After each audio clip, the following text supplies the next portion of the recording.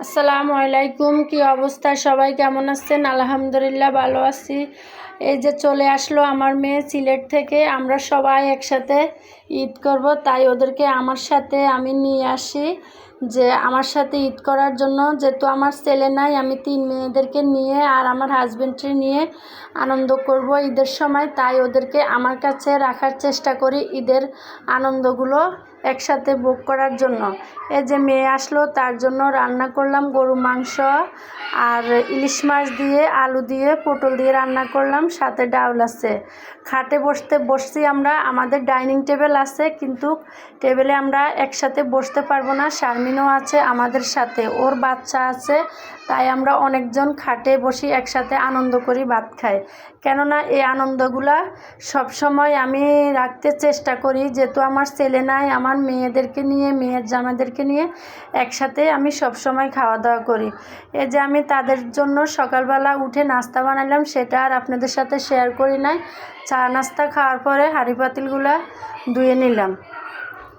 ধোয়ার পরে মেয়েদেরকে এখনও কাজ করতে দিই নাই, যেহেতু ও আজকে এসে, তাই ও আজকে কাজ করে নাই। রিশা, আমি, শারমিন একসাথে সবাই কাজ করি। আর ঘরের হাঁড়ি পাতিল যা আছে সব পরিষ্কার করছি ঈদের জন্য।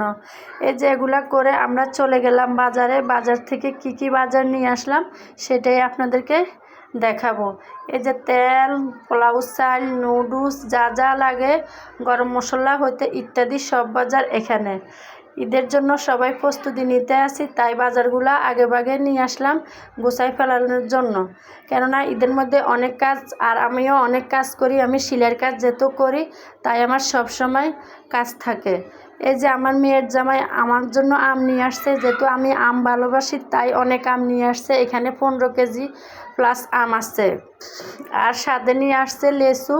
লেসুটা আমরা সবাই একসাথে খাবো। লেসু আমরা এখনও খাই নাই, মেয়েকে ছাড়া আর নাতিনকে ছাড়া।